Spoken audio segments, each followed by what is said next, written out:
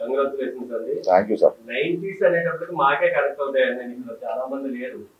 ఆ ఏజ్ నాదే కాబట్టి మహేష్ భట్ సాంగ్ వచ్చినప్పుడు సౌదీ అరేబియాలో చూసాను నేను ఆ సినిమా. ఓకే, చాలా కనెక్ట్ అయిపోయాం. ఆ ఫోన్ ట్రాపింగ్ కానీ పక్కింటికి వెళ్ళి రావటం కానీ ఇవన్నీ అసలు అలాంటి థాట్స్ ఆ పాటలు మహేష్ భట్ పాట అమితాబ్ బచ్చన్ గారికి ఎలా పెట్టాలనుకున్నారు అంటే కావాలనే చేశారా?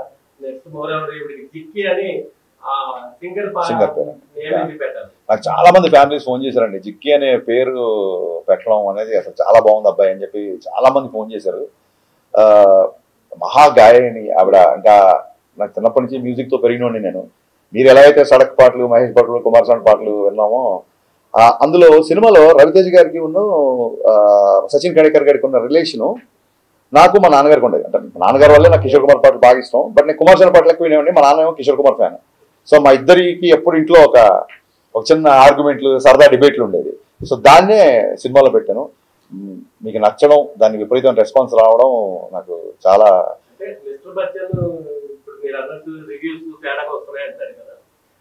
సినిమాలు చూస్తే చాలా బాగుందండి. అంటే పాటలు ఉన్నాయి, డాన్సులు ఉన్నాయి, ఫైట్స్ ఉన్నాయి. Thank you sir. ఎంటర్టైన్మెంట్ ఉంది. సినిమా విపరీతంగా నచ్చింది నాకైతే. థ్యాంక్ యూ అండి, థ్యాంక్ యూ సో మచ్. అలా ప్రేక్షకుడిని ఏమి ఊహించుకోకుండా వెళ్తే సినిమా చాలా బాగుంటుంది. అది మీరు ఏమైనా ఆడియన్స్ చెప్పగలరా? లేదండి, నేను బిగినింగ్ నుంచి నేను రివ్యూల గురించి నేను ఎప్పుడు రివ్యూల గురించి మీరు ఇవ్వద్దు అన్నమాట. నాకు నచ్చినట్టు నేను సినిమా తీసినప్పుడు మీకు నచ్చినట్టు మీరు రాసే అధికారం మీకు ఉంటుందని 100% ఎప్పటి నుంచో చెప్పాను.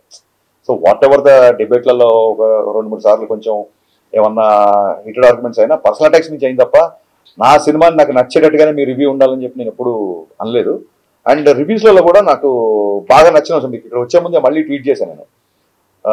గ్రేట్ ఆంధ్ర రివ్యూలో వాగ్దానంలోని లిరిక్స్ని కోట్ చేస్తూ, ఆయన పేరు తెలియదు నాకు, ఆయన ఆ రివ్యూలో ఆ లిరిక్స్ రాశాడు. నాకు చాలా ఆనందం వేసింది. సో అదే ట్వీట్ చేశాను. చిన్నప్పుడు మా నాన్నగారు వాగ్దానంలోని సీతా కళ్యాణం నాకు చూపిస్తూ దాని మీనింగ్ అన్ని ఎక్స్ప్లెయిన్ చేసేవాళ్ళు. సో ఒక రచయితకు కానీ ఒక దర్శకుడికి కానీ హై ఎప్పుడు వస్తుందంటే ఇది ఎప్పుడుదో 50 ఏళ్ల కిందటి లిరిక్స్ కదా, సీతా కళ్యాణ్ గురించి ఇప్పుడున్న జనరేషన్కి నచ్చుతుందో లేదా ఇలాంటి ఒక ఇది పెడదామా వద్దా అన్నప్పుడు సరే ఇది బ్యాక్గ్రౌండ్లోనే వస్తుంది కదా అని చెప్పి పెట్టినప్పుడు రివ్యూ రాసిన వ్యక్తి దాన్ని గుర్తు పెట్టుకొని బాగుంది, పైగా ఇది ఆ సీన్లో కరెక్ట్గా కూర్చుంది అని రాసినప్పుడు నిజంగా చాలా ఆనందం వేసింది. ఇలాంటప్పుడే మంచి సాహిత్యం, మంచి మ్యూజిక్, కమర్షియల్ ఇన్సెక్యూరిటీ లేకుండా ఇది రీచ్ అవుదా అనే ఒక ఆలోచన లేకుండా తీసుకెళ్లాలని చెప్పి ఏ రచయితకైనా ఏ దర్శకుడికైనా అనిపిస్తుంది. సో నేను దాన్ని ట్వీట్ చేశాను. ఆయన ఐ థింక్ గ్రేట్ ఆంధ్రలో 2.25 ఎంతో వేశారు. సో ఐ థింక్ చాలా సినిమాలు 2.5, 2.25 చాలా సినిమాలు బ్లాక్ బస్టర్లు అయ్యాయి, పెద్ద సక్సెస్ అయ్యాయి.